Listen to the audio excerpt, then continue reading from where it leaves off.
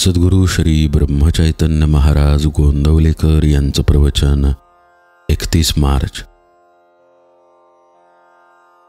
स्वतःला सुधारा की त्या मानाने जग सुधारेलच। आपणच काय ते सर्व करणारी अशी भावना आपण ठेवतो आणि पुढे दुःख वाट्याला आले म्हणजे वाईट वाटून घेतो। ज्याचे फळ आपल्या हाती नसते ते कर्म मी केले असे म्हणण्यात काय पुरुषार्थ आहे।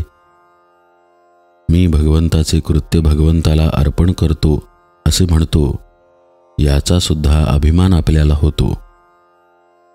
जगात सात्विक वृत्तीने वागणारे पुष्कळ असतात, पण मी करतो हा अभिमान त्यांचाही सुटत नाही।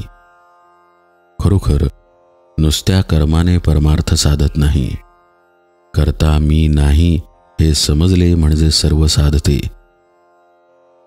नसलेले कर्तेपण आपल्याकडे ओढून घेऊन माणूस सुखी किंवा दुःखी होतो।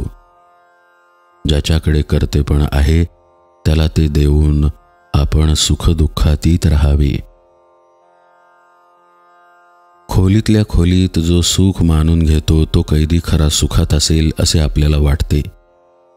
देहाच्या पलीकडे काही नाही असे मानू लागलो आणि विषयातच सुख पाहू लागलो तर ते त्या कैद्याप्रमाणेच नाही का? पण त्याच्या पलीकडे काही आहे हे त्याला समजले नाही तोपर्यंतच हे सुख वाटेल। एकदा का बाहेरची हवा कैद्याला लागली म्हणजे तो नाही म्हणणार कैदीपणात चांगला म्हणून। त्याचप्रमाणे एकदा भगवंताच्या आनंदाची हवा लागली म्हणजे माणूस नाही विषयात राहणार।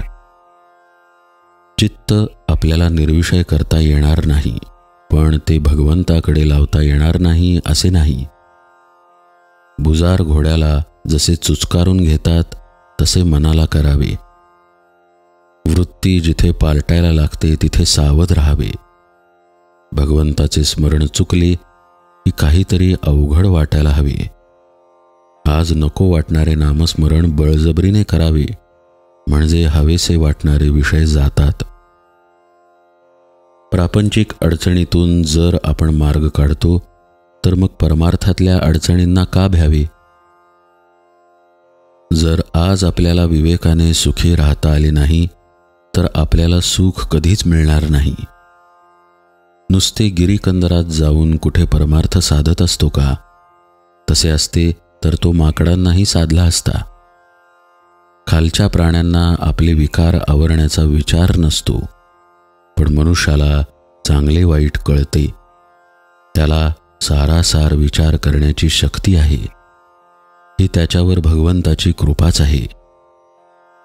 जग सुधारण्याच्या नादी आपण लागू नये, त्या कामासाठी लोक जन्माला यावे लागतात।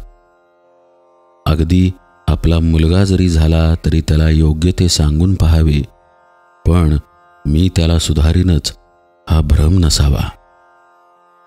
स्वतःला सुधारा की त्या मानाने जग सुधारेलच। कर्तव्य म्हणून वकील जसा भांडतो त्याप्रमाणे कर्तव्य म्हणून प्रामाणिकपणाने आपण प्रपंच करावा। त्यामध्ये भगवंताला विसरू नये। जानकी जीवन स्मरण जय जय राम।